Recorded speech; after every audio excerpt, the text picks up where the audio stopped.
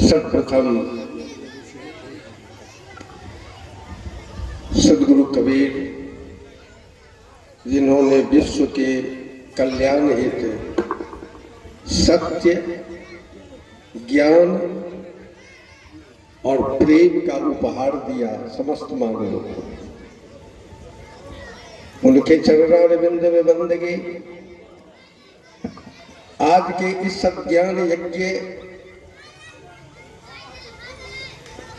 के अध्यक्ष परम श्रद्धेय वचनवंशीय मूल गादी के आचार्य प्रवर हमारे बाएं पार्श्व में बैठे हुए हैं, उनके चरणारविंद में बंदगी। हमारे बड़े ही अद्भुत वाक प्रस्तुता, कबीर दर्शन के अद्भुत प्रस्तुता हमारे दक्षिण पार्श्व में बैठे हुए हैं पथिक जी। वस्तुतः गुरु जी ने बड़ा सोच करके इनका जो उपनाम दिया पथिक, इनका दिया। आइए अपने आप को पथिक समझते ही हैं, हम लोग भी जिस रोज समझ ले कि हम लोग पथिक हैं, कल्याण हो जाएगा। हमारा कहीं से उद्गम हुआ है, कहीं जाना है, इस रास्ते को ठीक से तय कर लेना पथिक का काम है। वस्तुतः हम माँ के गर्भ में आए हैं और मिट्टी के गर्भ तक जाने में जो इस बीच का रास्ता हम कैसे तय करें, इस रहस्य को सदगुरु कबीर के अलावा कहीं इस दुनिया में किसी ने नहीं बताया, और बताया भी है तो इसको समझने की जरूरत है। गुरु के चरणारविंद में हमारे साहब जी ने एक बड़ा सुंदर गीता का जो मंत्र कहा कि एतद विद्धि प्रणिपातेन परिप्रश्नेन सेवया उपदेक्ष्यन्ति ते ज्ञानं ज्ञानी नः तत्वदर्शिनः।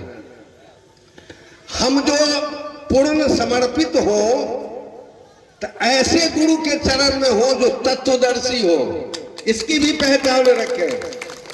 सब जगह सरेंडर करने से, सब जगह जाने से हमारा कल्याण नहीं होने वाला है।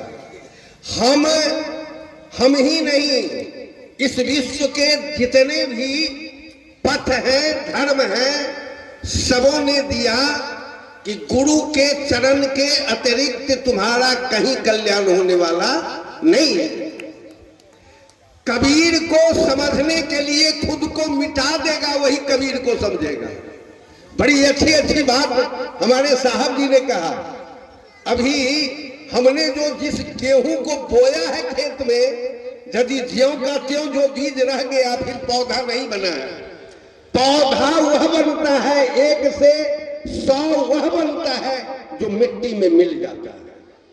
जो प्रेम के, सदगुरु के वाणी के प्रेम में जो अपने आप को खो जाता है, अपने आप को विलीन कर देता है, वह सदगुरु को जान सकता है, वह कबीर को जान सकता है। वह कबीर को जान नहीं सकता है, कबीर मैं हो सकता है। इसलिए जरूरी है अपने आप को मिटा दो, गुरु के चरणों में बहुत बहुत सुंदर उपदेश दे, बड़े मोहक सौंदर्य से भरपूर शरीर हो, पूरे परिवार ठीक हो, और गुरु के चरणारविंद में यदि अनुराग नहीं हो।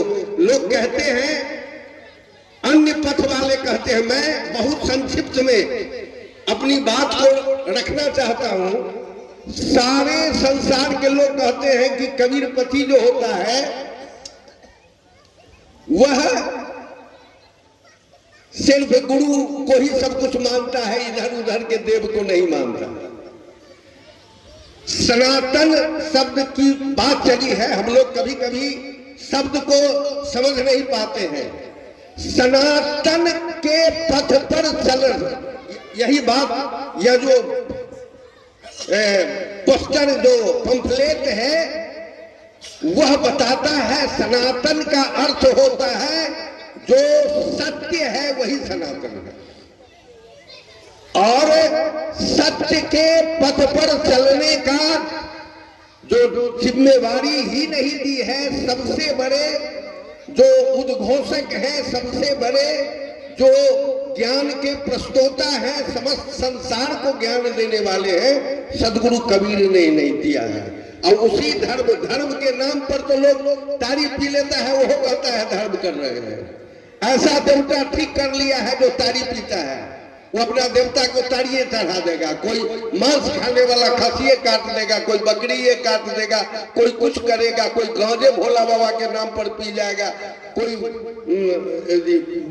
गोला खा लेगा, भांग का कहेगा हम बहुत बड़े धर्मात्मा हैं।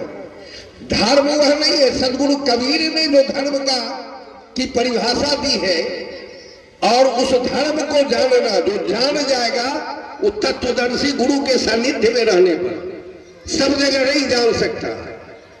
और सदगुरु कबीर ने कहा उस रहस्य को जान के, वो अव्याख्य है, उसको बताया नहीं जा सकता।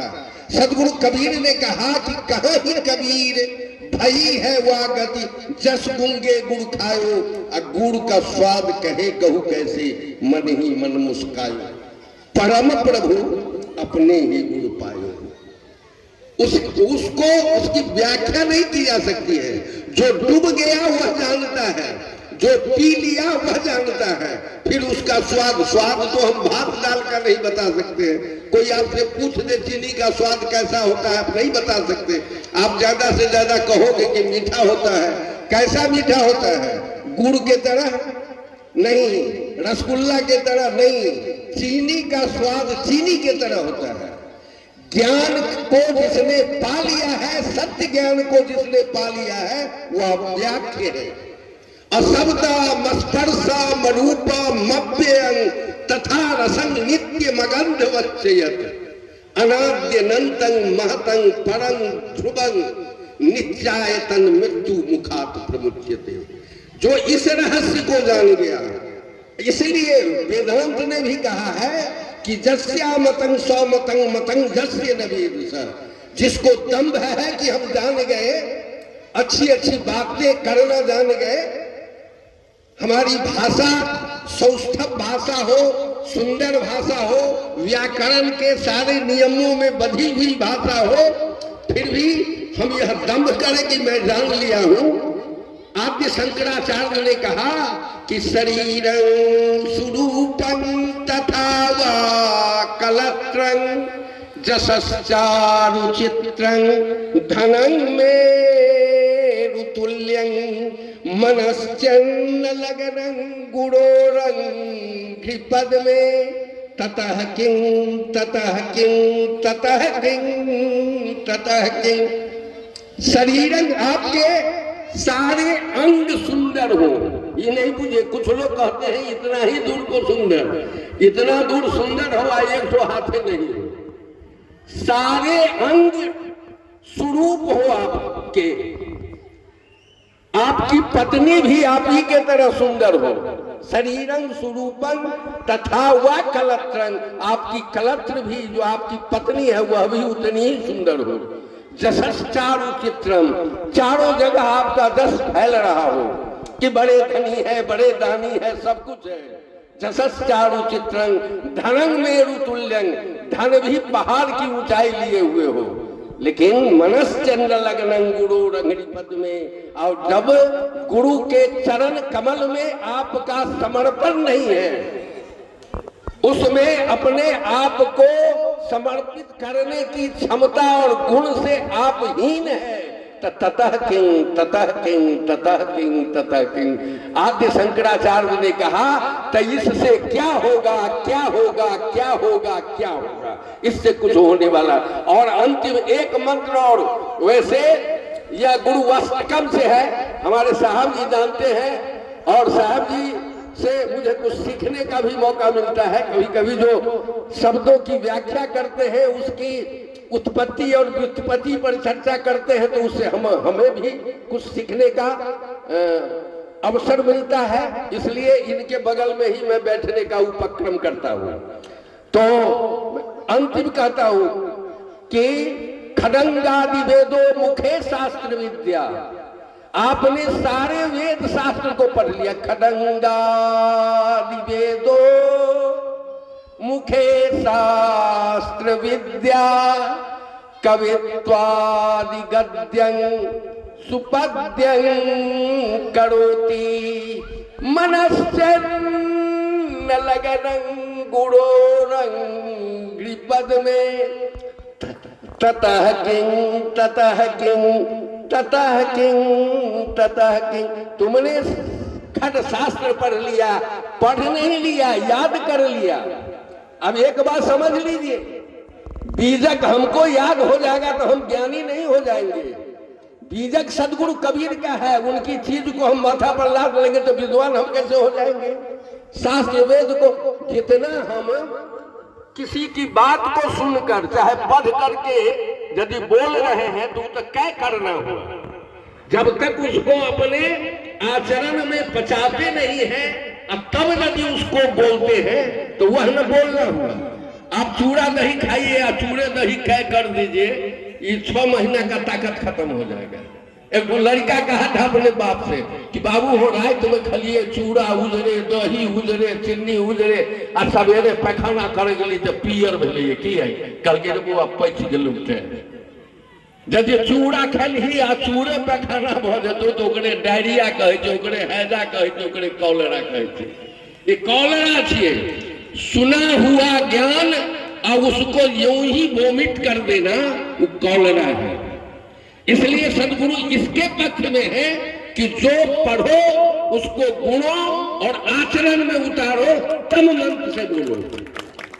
इसलिए खड़ंगादि वेदों मुखे शास्त्र विद्या कवित्वादि, आप कविता भी करना चाहते हैं, गद्य पद्य दोनों को लिखना जानते हैं, लेकिन मनश्चन्न लगनं गुरुरंघ्रिपद में ततः किं ततः किं ततः किं ततः किं। लेकिन गुरु के चरण में यदि अनुराग नहीं है, समर्पण नहीं है, प्रेम नहीं है तो यह इससे क्या होगा, इससे क्या होगा। इसलिए मैं कहूंगा आप कुछ नहीं जानो, 3 चीज दिए हैं, सत्य, प्रेम और ज्ञान। हम सिर्फ समस्त प्राणियों से प्रेम करना जिस रोज जान जाएंगे, निश्चित है कि वे जो 2 चीज बच जाते हैं सत्य और ज्ञान, उसको आना पड़ेगा हमारे पास। इसलिए हम प्रेम को अपनावे। सदगुरु कबीर का यह महामंत्र है, प्रेम। प्रेम को अपनावे और प्रेम समस्त प्राणियों से प्रेम करें। और यही मूल मंत्र है अध्यात्म का। अध्यात्म शब्द जो है साहब जानते हैं, अध्यात्म जो है सो आत्म में अधि उपसर्ग है, जिसको हम संस्कृत में अधि का अर्थ होता है अधिक, इस उपसर्ग का अधिक होता है। और यदि विभक्ति में जाए तो अधिकरण कारक, हिंदी में संस्कृत में सप्तमी विभक्ति, अधि का अर्थ होता है में और पर उसका चिन्ह है। खुद को देखो, हम जो दाढ़ी बढ़ाए हुए हैं, हम जो चंदन किए हुए हैं, हम जो तिलक किए हुए हैं, हम जो बाबा के वेश में हैं, हम खुद को सौंसे दुनिया को ठग सकते हैं लेकिन खुद को नहीं ठग सकते हैं। जिस रोज यह ज्ञान हो जाए कि हम वस्तुतः बेईमान हैं, भीतर से जो बोलते हैं वैसा करते नहीं है, यह भान हो जाना संतत्व की निशानी है। यही साधुता। साधु शब्द की व्याख्या बहुत लोग, साधु माने क्या होता है, कोई यदि आपको कहते हैं आपको साधुवाद देते हैं, इसका माने क्या हुआ, आपका कल्याण हो, आपकी प्रशंसा करते हैं। ये प्रशंसा का भाव रखना, समस्त प्राणी के प्रति प्रेम रखना, स्नेह रखना, यही साधुता का परम लक्षण है।